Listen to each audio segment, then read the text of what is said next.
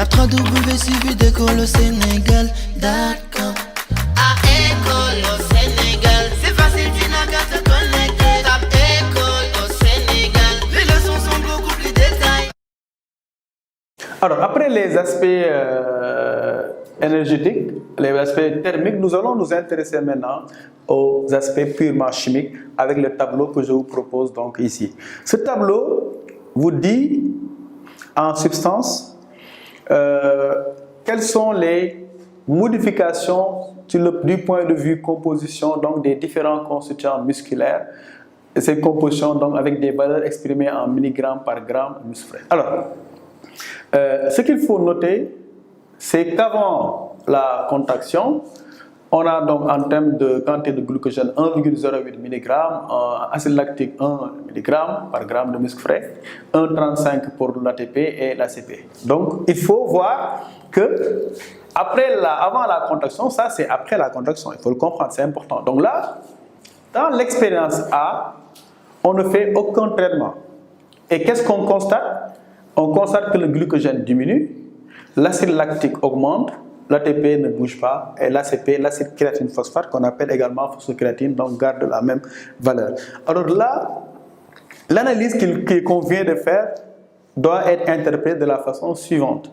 Donc ici, en réalité, le piège que l'élève doit éviter, c'est de croire que là on a 1,35. Donc le repère doit être l'ATP, l'adénosine triphosphate. Pourquoi? Parce que c'est la seule source d'énergie directe.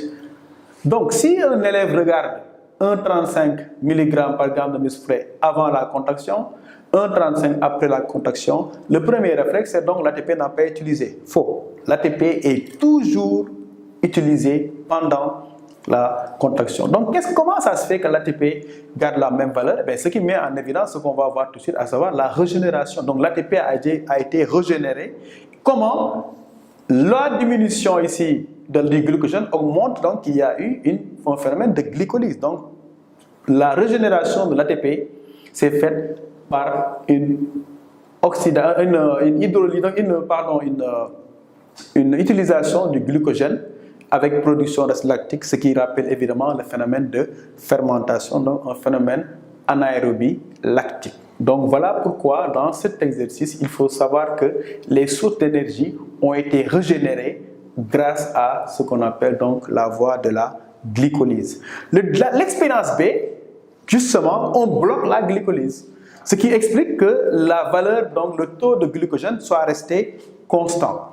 Le taux de glucogène est resté constant, tout comme la quantité d'acide lactique, parce que simplement c'est deux phénomènes liés. C'est la glycolyse qui produit au moment donc de la fermentation l'acide lactique. Donc par contre, on a une diminution de l'ACP, avec toujours l'ATP qui reste à 1,35, non pas parce que ça n'a pas été utilisé, j'insiste là-dessus, mais parce que ça a été régénéré. Par quelle voie? Par une voie rapide. Ça c'est les voies lentes, la voie rapide qui est celle de l'ACP, donc ACP, adénosine, disent plutôt acide créatine phosphate qui diminue ici parce que cela a servi à régénérer l'ATP.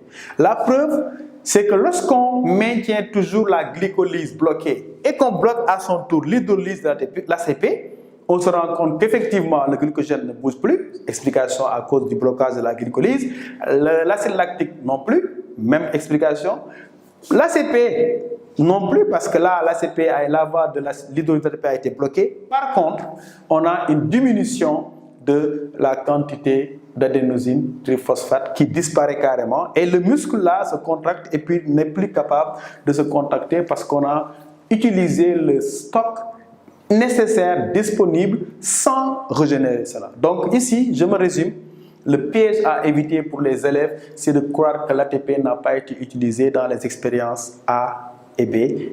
Même si le taux est resté constant, c'est parce que cela a été régénéré ici par la voie de la glycolyse, une voie lactique avec production d'acide lactique, ou bien par les voies rapides de l'ACP, donc l'hydrolyse de l'ACP, qui explique donc les 0,7 milligrammes par gramme de muscle qui sont partis et qui explique que dans le dernier cas, lorsqu'on bloque la voie de l'hydrolyse de l'ACP, eh bien, il n'y a plus d'ACP, donc il n'y a plus de voie de régénération. Donc en réalité, dans l'expérience C, on a bloqué la voie de régénération et de l'ACP et de la glycolyse. Voilà ce qui explique que le muscle se retrouve sans ATP, donc incapable de se contacter une fois épuisement de l'adénosine triphosphate ou ATP. Alors, donc après la voie donc, qui permet de comprendre l'importance de l'ATP, qui est, je le répète, la source d'énergie directe, on va voir justement pourquoi l'ATP et par quel moyen l'ATP doit être régénéré. Donc, comme vous le voyez, il y a deux voies de régénération de l'ATP. La première, c'est une voie rapide, c'est la voie qu'on appelle celle de la phosphocréatine. L'ACP, c'est acide créatine phosphate, c'est ce qu'on appelle également phosphocréatine ou bien toujours phosphagène. Ici, l'ACP est comme un fournisseur ici de P avec donc ACP plus ADP. C'est comme si un P, donc là on a adénosine diphosphate, donc il lui manque un P pour être de l'adénosine triphosphate. Donc l'ACP permet de fournir un P ici pour avoir de l'adénosine triphosphate qui est l'objectif. Après, il restera évidemment de la créatine. Donc ça, c'est la première voie rapide. Cette équation, évidemment, nécessite l'intervention d'une enzyme catalytique. Même chose ici pour la deuxième voie, qui est la voie de l'ADP, qui est également une voie rapide. C'est lorsque deux ADP donc, réagissent. Là aussi, tout se passe comme si on avait un transfert. Adénosine diphosphate, donc deux phosphates. Adénosine diphosphate, deux phosphates. Pour passer à un phosphate, il faut un transfert de phosphate. Conséquence, on se retrouve avec, si le P vient ici, on en a deux, il restera un P, donc adénosine monophosphate, alors que celui qui vient sur les deux fait passer à 3, on a l'adénosine triphosphate. Donc c'est une façon simple d'expliquer les choses, mais ça permet de façon très scientifique de comprendre qu'en réalité, l'ADP étant de l'adénosine diphosphate, si vous voulez en faire de l'adénosine triphosphate, il faut un autre P. Donc le P ici, si c'est 2P, ça fait 2P, ça fait 4. Là aussi 3P, 1P, ça fait toujours 4. Sauf que donc on a juste fait de façon simple un transfert de P. Avec évidemment, c'est beaucoup plus complexe que ça, mais tout cela se passe avec l'intervention d'une enzyme. Les voies lentes, il y en a deux types. Donc la voie de la fermentation. Et les deux voies ont un point commun, c'est l'utilisation du glucose jusqu'à production. Donc le glucose subit une phosphorylation pour donner du glucose P. Le glucose P subit une glycolyse pour donner deux molécules d'acide pyruvique. L'acide pyruvique maintenant, de deux choses l'une. En absence d'oxygène, on va travailler dans ce cas en anaérobiose. C'est pourquoi la voie de la fermentation est appelée également voie anaérobie lactique. Puisque à partir donc des deux molécules d'acide pyruvique, on va produire, n'est-ce pas, une faible quantité d'ATP avec donc production également d'acide lactique. Par rapport à la respiration, là c'est des phénomènes incomplets puisqu'il y a production. Ici, ce phénomène est qualifié d'incomplet parce qu'il produit un substrat qui est ici en l'occurrence l'acide lactique.